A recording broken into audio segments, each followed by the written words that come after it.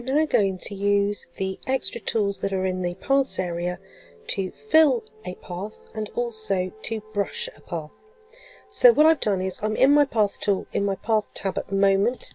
What I've done is I've actually created my path for cloud and I've renamed it and called it cloud so that I've always got it. Okay, so if I select that path, that will now show on the screen. So what we're going to do is I've got my document, I'm going to go and create a new layer and I'm going to go and change my colour to a grey. So we're going to go to a reasonably mid colour grey.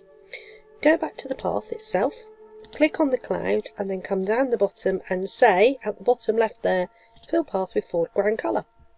So I have now got over here a layer that's filled in with that grey shape. Let's put another layer in at the moment and we're going to do the fill again. This time I'm going to change the colour. So I'm going to go into grey and I'm going to make it a little bit lighter this time and click on OK. And go back to that layer, just make sure the one I want to actually put my cloud on. Go back to path. This time I'm going to right click on the layer and actually say fill the path. Now the reason I right clicked on the layer is this time it gives me a little bit more flexibility. It allows me to even do things called feathering, which means make the edge slightly sort of fluffy as well. So what I could here now say is make a feather radius of 5 pixels and go OK. Alright, so it's very difficult for us to see exactly what that means at the moment. So I'm going to click off the path just so that I get rid of it. Go back to my layers and hide the second one so you can see. Now notice the edges now are a little bit faded. Doing that feathering has made the very 5 pixels at the edge go from full colour to merged out to nothing colour. So that makes it look a little bit fuzzy. Okay, now this can work really well because you can actually combine the layers together and here you can see there's a little bit of an overlay around the edge of that lighter colour, so it gives a very different effect. Now there is something else that we can do and that means we can use this to actually create and draw all around the edge of it. Now simply, let's go back to my layer again. I always like to work on a new layer.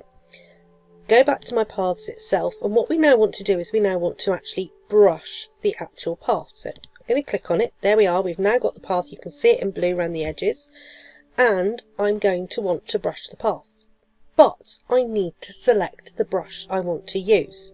So over on the left hand side of my screen in my toolbox I'm going to go and click on the brush. On the right hand side I'm going to come over and look at the actual brushes I have got selected.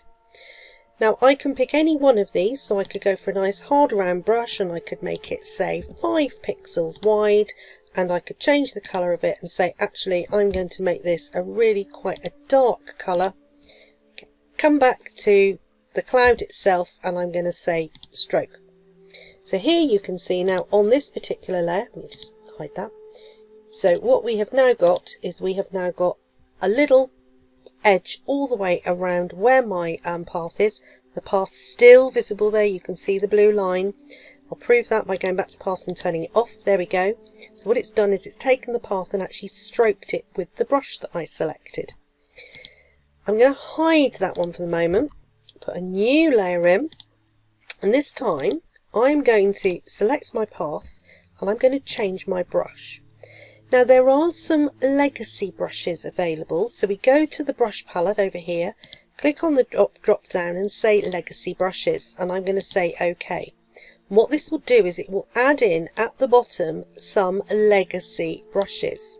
So if I have a little look at these, this is where you will find some of the unusual brushes, special effect brushes, which have got here scattered roses, scattered daisies. So I'm going to pick the daisy one for the moment and I want a little bit more control over those daisies. So I want to go to the brush settings themselves and here you can see those daisies and I want to turn off the scattering and I want to turn off the texture and I want to make the spacing so that I can actually see the daisies. You can see them there. I'm also going to turn off the smoothing. So let's just see what we've got on that one at the moment. Perhaps it's not quite the easiest one to work with. Let's see if we've got a better daisy down here or a different shape. Actually, let's see if we can select the planet that's there. So spacing, I want to widen it up a little bit. I can change the actual size of the brush. Okay, and what that will do is now that will actually draw all the way around the outside. See, it's still quite a big brush, so I'm going to take it down a little bit bigger. Notice you can actually hover over where the path is to see how big that's going to go. I'm going to make this text a colour. Let's go down into sort of a darker colour. And now I've got my cloud path selected. I have got the new layer that we're going to work on, and I've got my brush and I've sized it, and now I'm going to say stroke path with brush. And what you've now got is those planets all the way around the edge actually of that path. And I'm going to click off the path itself, and there you can see that shape. And I can now go back and I can put back on the actual other shapes that I've got there, or not, as the case may be. The other nice thing is what you could do is you could actually drag one of those images. Let me go up and select the tool and just drag that down slightly. It gives it a little bit more of a 3D effect.